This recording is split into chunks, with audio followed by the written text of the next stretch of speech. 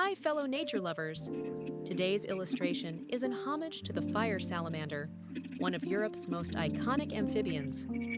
I wanted to capture that timeless, vintage nature book aesthetic, delicate shading, earthy colors, and a quiet sense of wonder.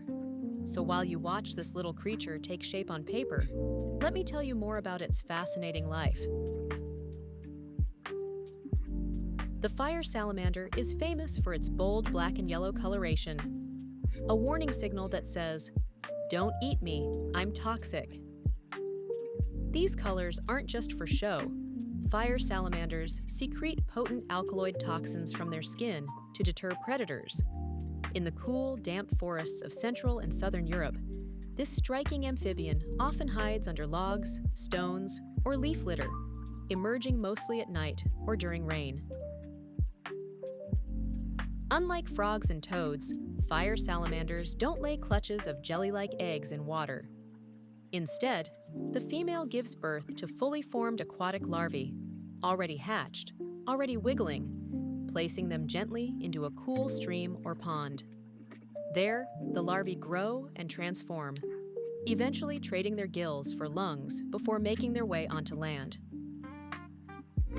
And if you've made it this far into the video, listening closely while watching the process, you might have noticed a small error in the illustration. Somewhere along the way, I got a little caught up in the vintage nature book vibe and ended up including eggs at the water's surface, as if fire salamanders laid them like frogs, which they don't.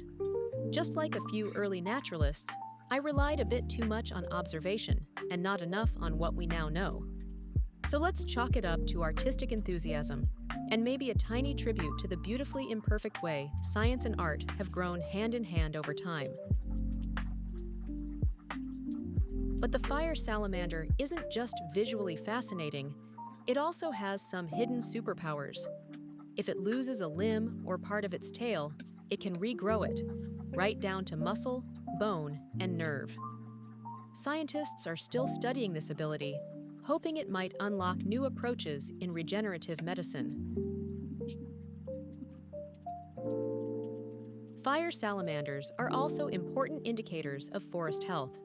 They're sensitive to pollution and changes in moisture, which makes them excellent bioindicators.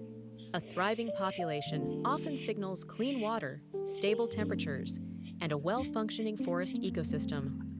They also help keep insect populations in check and provide food for birds and small mammals, playing a quiet but vital role in the woodland web of life.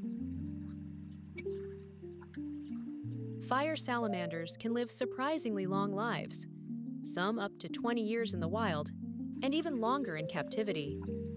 Their longevity and resilience have made them a symbol of transformation and endurance in many cultures. And then there's the folklore. In medieval Europe, people believed salamanders could walk through fire without being harmed. This myth likely came from their habit of hiding in logs. When the logs were thrown into the fire, the salamanders would suddenly scurry out, giving the illusion that they had emerged from the flames. Unfortunately, this beautiful species faces serious threats. Habitat destruction and climate change are major concerns. But in recent years, a deadly fungal infection known as BSAL has emerged as one of the biggest dangers. This pathogen attacks the skin and has wiped out entire populations in parts of Europe. It spreads silently, and conservationists are now racing to contain its reach and protect the salamanders that remain. Despite these challenges, the fire salamander remains a symbol of resilience and mystery, a nocturnal wanderer of the forest floor, whose quiet presence tells a deeper story about the health of the wild places we so often take for granted. Thanks for joining me on this little journey into the woods.